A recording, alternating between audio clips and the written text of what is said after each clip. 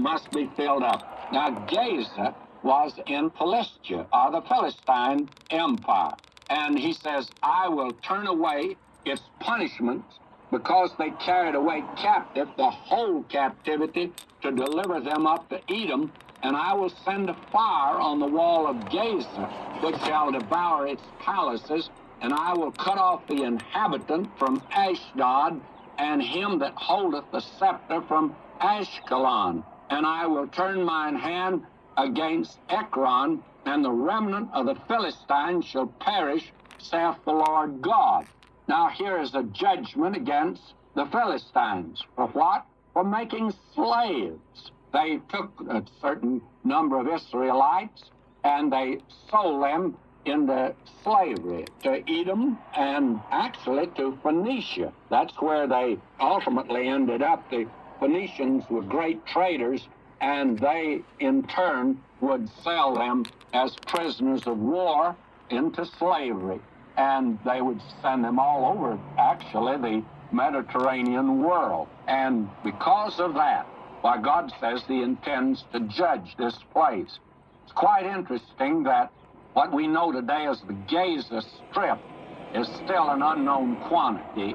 It's an Arab area that's now under the control of Israel, but they're having a real problem with it, of course. But Ashdod and Ashkelon are still in Israel. And today you will find that in Ashdod there is a great refinery that has been put there, and a new harbor has been made there. That will become probably a more important shipping place than even Haifa has become. It is, I think, probably better located. And Ashkelon is right south of it. There you still can see the remains of the temple of Dagon, where Samson was. All of these are quite real places. And again, the judgment of God came upon these places, just as God said that it would. He says, I'll send a fire on the wall of Gaza, which shall devour its palaces. And if we turn back to 2 Kings again, this time to the 18th chapter at verse 8, now this is the historical record of Hezekiah. He smote the Philistines, even unto Gaza, and the borders thereof, from the tower of the watchman to the fenced city. And it goes on to say how he destroyed that particular area. All of this was, you see, literally fulfilled. Here you have really an example also of fulfilled prophecy.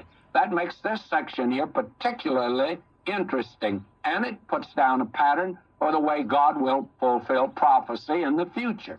Now, we come in verse 9 here to another, that is, the judgment against Phoenicia. And the judgment against them is not only for selling slaves, because you see, the Philistines sold them to Phoenicia, and Phoenicia in turn sold them out in the world. They were great tradesmen of the world of that day. But the important thing, for breaking their treaty. You see, they had a treaty with Israel. Hiram, king of Tyre, had been a personal friend of David, and they had enjoyed a great deal of friendship. Not only worked together, they stood together. But now they've broken the treaty. Now let me begin reading here, and I'll begin reading chapter 1 now, verse 9. Thus saith the Lord, for 3 transgressions of Tyre, and for 4. Now that, again, I must repeat, is an idiomatic expression, meaning not just giving them ad seriatim. He says, I'm not going to give 1, 2, 3, 4, 5, 6, 7, 8, 9, 10 reasons, but 3 for 4. And he said, I could just list probably 100, but the main ones he will mention. I will not turn away its punishment, because they delivered up the whole captivity to Edom and remembered not the brotherly covenant. In other words, they broke a covenant that they had with Israel. But I will send a fire on the wall of Tyre, which will devour its palaces. Now, I'm not going into detail here because we did that before, of how God judged Tyre. First, the Assyrian came against Tyre.